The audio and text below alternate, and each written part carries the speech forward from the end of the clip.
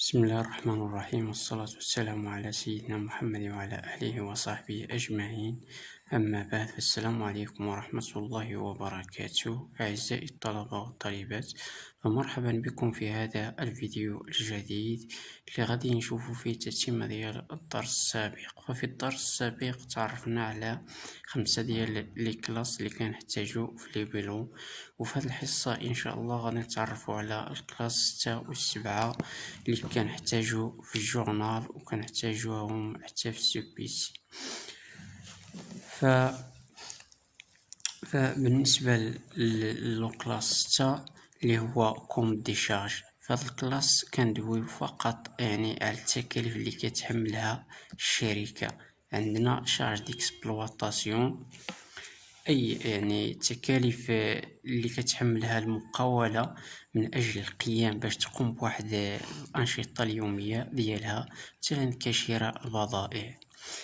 وعندنا لو بوست ديال اشاربوندي ذو مارشونديز، اي كيعني البضائع اللي كتشريها المقاولة وتولي تبيعها.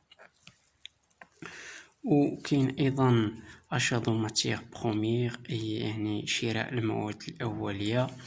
وكاين اشا دومبالاج، لي زومبالاج هو واحد الغشاء اللي كيحمينا المنتوج ديالنا، كنقومو باشا ديال ديك دو زومبالاج باش يحميونا المنتوج ديالنا. كاينين بزاف ديال لي زومبل ديال هاد لي زومبالاج. اما بالنسبه لي فاريونس، لو كوم دو فاريونس دي ستوك دو ماتير اي فورنيتور، اي التغيرات اللي كطرا على الستوك ديالنا، من المواد اللي كتكون عندنا في الستوك، دوك التغيرات اللي كيطرا عليهم بفعل عمليات الشراء او البيع. وكاين اشا نون ستوك دو ماتيغ بروميير، هنايا ما كنحتاجوش للستوك، ما كاينش كاع ستوك في هذا الكونت. باغ اكزومبل مثلا لو الماء، وكاين الكهرباء، هادو كيتعتبر كندخلوهم في هذا الكونت ديال اشا نون ستوك دو ماتيغ اي فورنيتور. اما بالنسبه لو بوست اوتر شارج اكسترن، اي تكاليف اخرى اللي كتحملها الشركه، بحال لوكاسيون اي شارج لوكاتيفي. ملي كندويو على هذا الكونت كندويو على الكراء، اي حاجه كريتها المقاوله فهي كتدخل في هذا الكونت. مثلا عندنا لوكاسيون دو تيران، كتكريو شي بقعه ارضيه، اولا كتكري واحد المحل، اولا ماتيريال انفورماتيك. وكاين ايضا ماتيريال ترونسبور، اي حاجه كريتها المقاوله فهي تندخلوها في هذا الكونت ديال لوكاسيون اي شارج لوكاتيفي. واما فيما يخص اونتروتيان اي ريبارتيسيون، فهنايا اي اصلاح، هنايا لونتربريز اي المقاوله ملي كتقوم بشي اصلاح، الالات ديالها، مثلا كتصلح شي آلة تعرضت للعطل، فهي كندخلوها في هذا الكونت، هذا الكونت ديال الإصلاح. وكاين بريمي داسيغونس، كنظن هذه كلشي تعرفها، كتعني تكاليف التأمين اللي كتحملها المقاولة على الأجير. وكاين ترونسبور كلشي تعرفو، ما كنظنش ما كاينش اللي ما كيعرفش ترونسبور. وعندنا واحد الكونت ديال 6145 اللي هو فري بوستو اي فري تيليكومونيكاسيون. فري بوستو شي حاجه كتعلق بالبوسطه، فري بوستو داك التنبر. اما بالنسبه للفري تيليكومونيكاسيون، كندويو على الاتصال، اي اتصال دارته مقاولة مع المحيط الخارجي، دوك التكاليف اللي كتخلص عليه فهما تيدخلوا في هذا الكونت. سيرفيس لو كونت ديال 6147 اللي هو سيرفيس بونكير، أي الخدمات البنكية اللي كدير الشركة في صالح المقاولة. وكاين لي زامبو اي تاكس. لي زامبو اي تاكس فيها لي زامبو ديريكت و لي زامبو انديريكت، يعني الضرائب المباشرة أو الضرائب الغير المباشرة.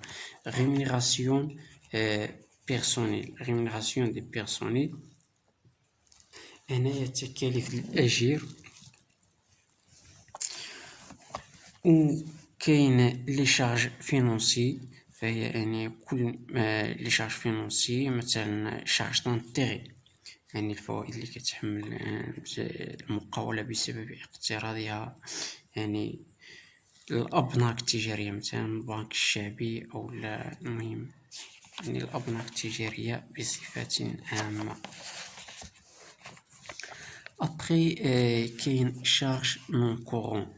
اللي كندويو هنايا على شارج نون كورون أي تكاليف يعني الاستثنائية اللي ما كتدخلش في الأنشطة ديال المقاولة نهائيا. كاين لو كونت ديال بيناليتي اي اموند فيسكال او بينالي. اللي كندويو على هذا الكونت كندويو على الغرامات المالية أو الجنائية يعني بينال. هنايا مثلا نعطيكم واحد اكزومبل. مثلا المقاولة كتخلص واحد لامبو من 3 شهور، ولكن هاد المرة يعني تعطلات ما خلصاتش داك لامبو، يعني الدولة كدير لها واحد البيناليتي، يعني كتخلص على داكشي، على داك الروتر اللي دارتو، يعني كتخلص واحد الغرامة المالية. هادشي فيما يخص الكلاس 6. يعني الكلاس 6 كندويو فقط على لي شارج، اي تكاليف يعني اي تكاليف كيتحملهم اونتربريز فهما تيدخلوا في لي شارج. و الكلاس 7 الكلاس 7 في كونت دو برودوي، فهنا كندخلو كندويو على المداخيل، يعني اي حاجه دخلتو اونتربريز فهو كيتسجل عندنا هنايا. كاين برودوي ديكسبلواتاسيون، وعندنا باغ اكزومبل هذا لو بوست ديال 711 فونتو مارشونديز. فونتو مارشونديز يعني المبيعات ديال المقاولة، يعني اي حاجة بعتها المقاولة من البضائع فهو تدخل في هذا الكون. وكاين فونتو بيان اي سيرفيس برودوي، يعني اي مبيعات يعني بيع المواد والخدمات اللي كتنتجها المقاولة بصفة عامة. وهنايا كاين فوند دو بيان برودوي او ماروك، يعني كاينين اللي كيتباعو في المغرب، وكاين اللي كيتباعو يعني ا ليترونجي يعني في برا. دابا غندوزو الفارياسيون دي ستوك دي برودوي. ملي كندويو على الفارياسيون يعني الفارياسيون يعني التغيرات اللي كطرا على الستوك ديالنا. نعطيكم واحد الاضافه على هاد الفارياسيون. هاد الفارياسيون كيعطيوها لنا مثلا في شي اكزرسيس كي كنديرو نحسبوه. يعني الفارياسيون دي ستوك كنديرو ستوك فينال ناقص ستوك انيسيال. يعني هنايا باش علاش كنحسبوا هاد الفارياسيون؟ باش نعرفوا يعني شحال باقي لي في الستوك، يعني شحال باقي لنا في الستوك ديالنا. ومن هاد الفارياسيون كاين فارياسيون دي ستوك دي بيان دي برودوي. و ابخي كاين لو كونت ديال برودوي فينونسي، يعني اي برودوي عنده علاقه ذات طبيعه ماليه فهو تيدخل في هذا الكونت. وفي هذا الكونت ديال برودوي فينونسي كنظن مكنحتاجوش فيه شي كونت. تقدر تلقاو في اكزامان هكا شي كونت، يعني المهم مكيركزوش عليه بزاف، اغلبيه كيركزوا على برودوي ديكسبلواتاسيون اللي كيتعطى بزاف، و برودوي نون كورون اللي غادي نتعرفوا عليه دابا.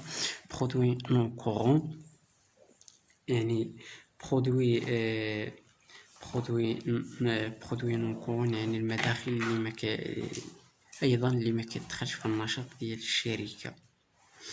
مثلا نعطيكم واحد اكزومبل بسيط. مثلا واحد المقاولة وقعت لها واحد الأزمة وباعت مثلا دوك الآلات اللي عندها أو دوك الشاحنات اللي عندها، فهذا كيتعتبر لو كونط برودوي نون كورون، يعني ما يمكنش يعني داكشي اللي بات ما تندخلوش في المداخل ديال المقاولة.